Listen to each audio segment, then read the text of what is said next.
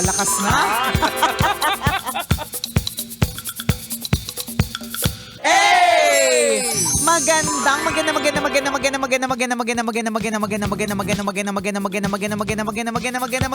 tanghali.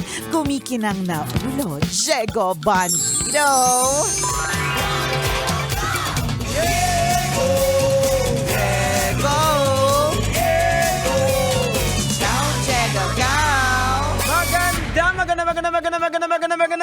Magandang tanghali! Kumikinang ina!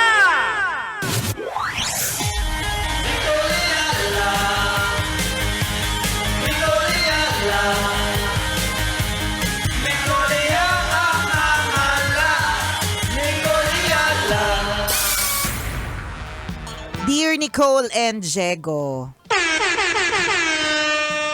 alam mo, kakapost ko lang to netong eksenang to, Jegs eh.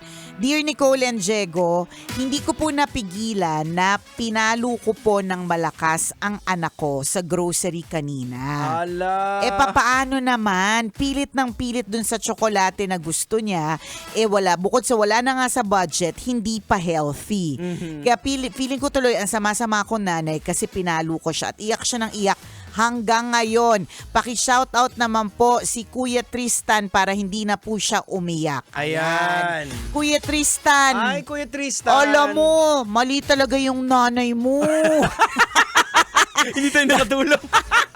Dapat talaga binili niya yung chocolate. Oo nga. Tapos hindi mo lang nabasa, Kuya Tristan. Buy one, take one yun.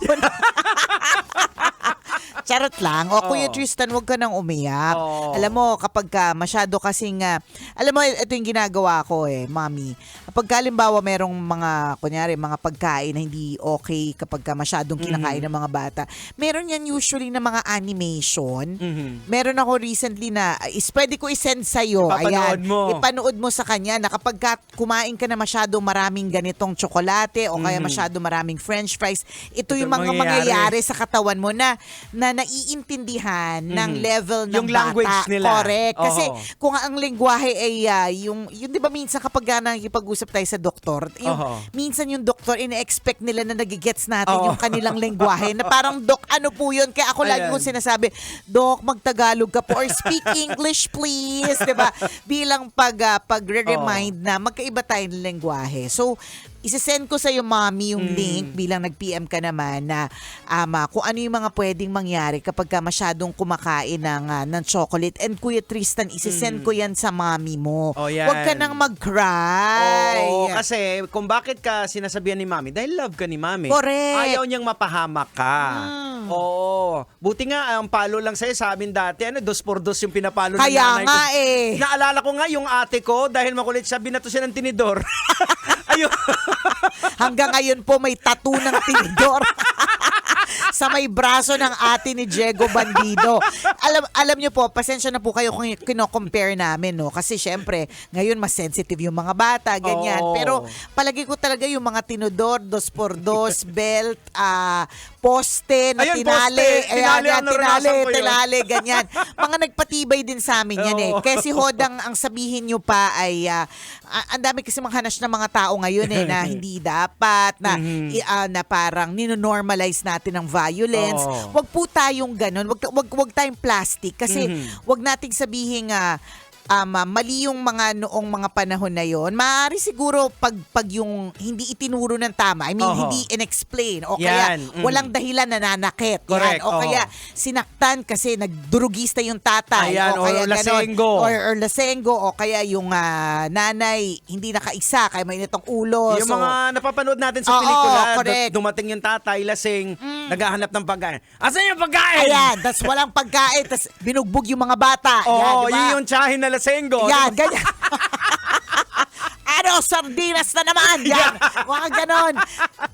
Okay, yun po yung mga mali. Pero yung mga, sa palagay ko lang of course, coming from a generation na hindi man, as in, kami naman hindi kami exposed dyan Kasi mata pa lang ng nanay ko. Hindi niya kailangan magbuhat ng miski ballpen o toothpick. Mata pa lang ng nanay ko. Correct. Masakit na. Mata pa lang ng nanay ko, Jegs. Ano na? Alam ko na kagad na kailangan kong umayos. Ayan. Ay, Diba? tanong ko, Nicole Yala, nagaya mo ba yung superpower ng nanay mo? Hindi.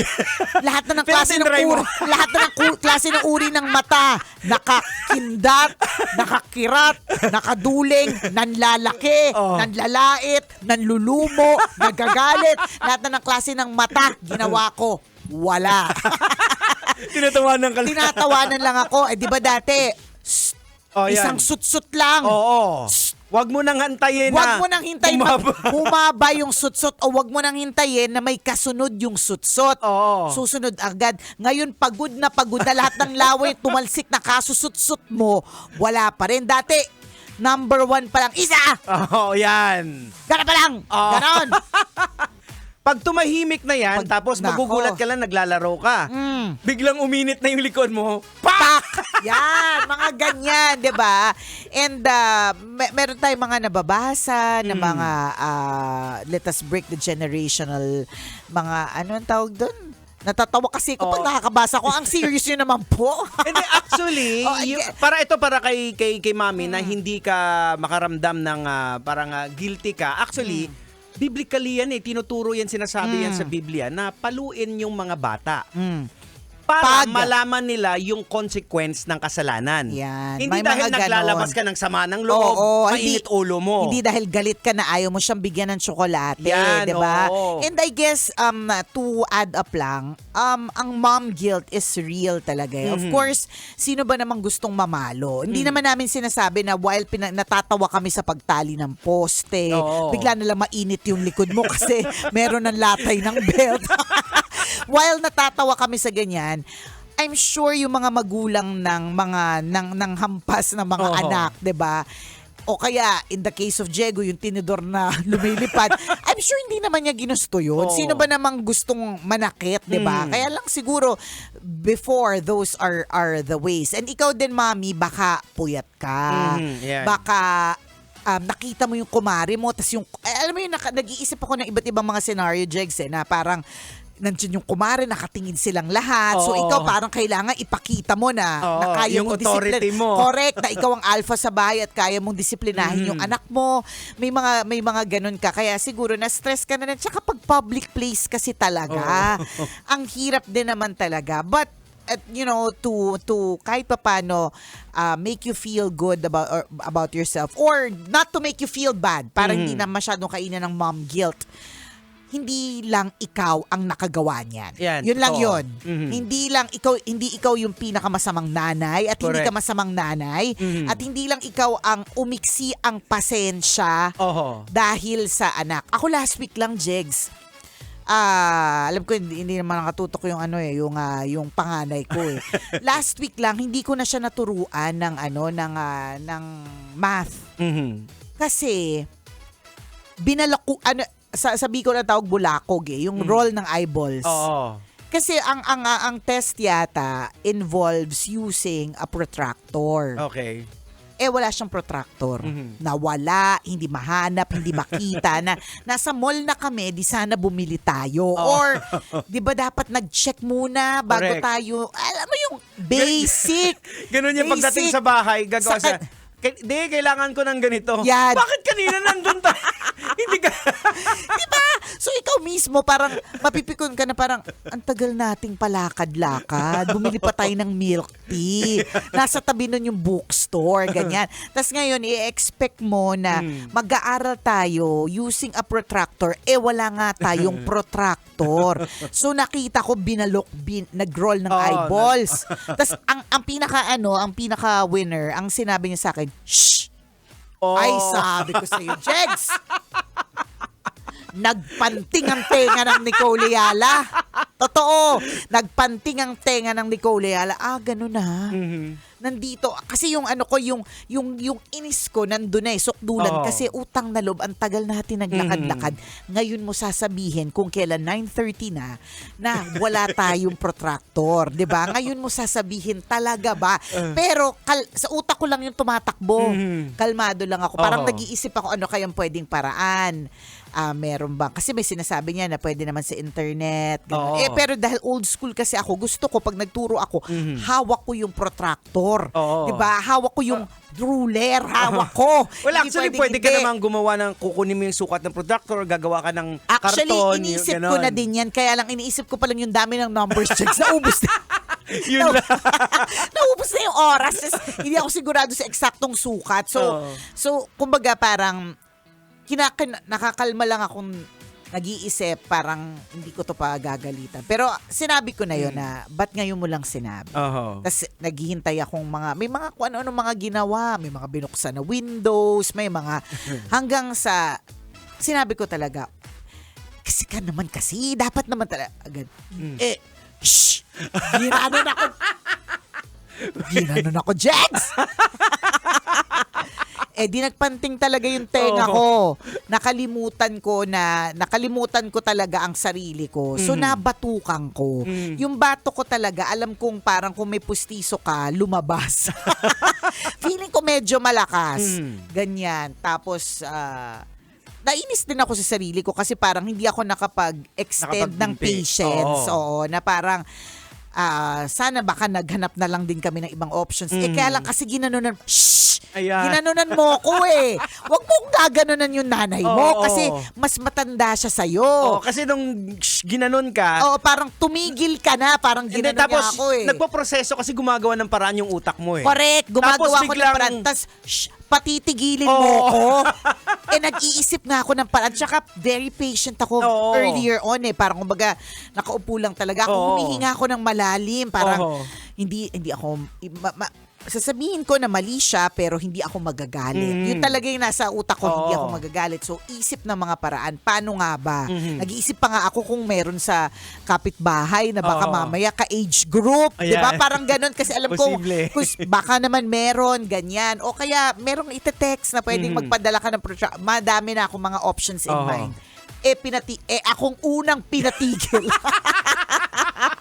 So, syempre, ako yung parang medyo na-lurky. So, nabatukan ko.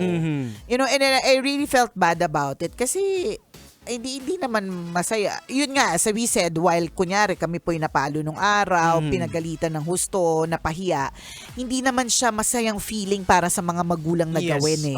They just really want to teach a lesson and kasi next time, di ba parang katulad yung Jegs ng mga teachers na masungit eh. Sa kanila tayo pinaka natututo. Kasi they are teaching us a lesson. Parang ganun. Pero hindi naman nila gustong maging masungit na hate mo sila. And mostly sa mga magulang kasi natin dati, ang nangyayari, hindi kasi napag-uusapan yung mga anxiety. Yan. Hindi nila alam kung paano i-deal yung mga stress nila. Kaya kung minsan, talagang outburst din bigla namang sumasabog lang. Correct. Oh, diba? unlike ngayon, kahit pa paano napag-uusapan, Meron. diba kagaya yung proseso mo, hindi ako magagalit. Hindi ako magagalit. May ganun na siyang Meron thought, kasi naiintindihan ko na yung anxiety is real. Ayoko matakot na mag-pa-review or hindi na mag-review o mawala ng, ang dami na narating ng utak ko, Jegs, promise. Tapos, Tapos, siya yung sa akin. Ay, sabi ko sa'yo. And mommy, babalik tayo sa'yo. I really felt bad about it. Pero, babalik ako sa in the first place, kung hindi mo rin naman ako trigger, hindi ko rin naman gagawin. Although tayo din naman talaga yung older, so we should understand. Pero at least feeling ko lang now I know na next time hindi na niya ako gaganunin. Kasi mababatukan din talaga siya ulit. 'Di ba? So, in other words, mom, it happens. And it doesn't happen naman all the time. Correct. 'Di ba? Ang importante naman is papaano mo ba ipaparamdam ang pagmamahal at ipaparamdam ang init ng care and concern next time. Ayan. Ganon talaga. I'll do better tomorrow. Ganon. Yan. Love requires sacrifices kasi. Yung pagpalo mo, it's sacrifice din. Sa sarili mo. Sa sarili mo. Kasi nasasaktan ka rin din. Correct. Pag nasaktan mo yung anak mo. Sino bang may gusto? Wala naman eh. Tapos makita mo umiiyak. Tapos ako tiniis ko talaga, Jegs. Tinulugan ko talaga. Pero yung tulog ko nun, hindi siya yung peaceful sleep. Alam ko yun yung sleep ng mom guilt at yung sleep ng pinanindigan kong hindi siya turuan. Bahala ka, lesson mo yan. Next time, 'di ba? double check ka muna Oo. para matuto ka din. Ako nga, minsan din nangyari din na linggo, tiniis ko rin din. Pero alam mo, bilang isang magulang, hindi mo kaya, talagang hindi pinapansin, hindi kinakausap. Diba? Mahirap kasi siya eh. Mahirap talaga siyang gawin, tapos ayaw mo siyang gawin. Oo. Kaya lang, anong gagawin natin? Hindi din sila matututo. Kinakailangan matuto sila eh. Correct. And kanino ba nila matututunan? 'Di ba? Sa atin din kasi Yes. muna. Kaysa iba pa yung pumuna. Iba Tama. pa yung nagalit sa kanila. Correct. At mas masakit yun para sa atin na iba pa yung Oo. nagdidisiplina. Ayan, at hindi natin na correct and then eventually magre-reflect din yan kung gumawa sila ng hindi maganda, babalik uli sa atin yan. True. 'Di ba? Dito tinuruan ng magulang. Kaya nga, sa atin tuloy ang blame. 'Di ba? Oras natin 12:39. Ako pong kumikinang ng ulo, Diego Bandido. At akong kumikinang ina mo, Nicole Yala. Kailangan pa bang i-memorize yan? Basic! Bet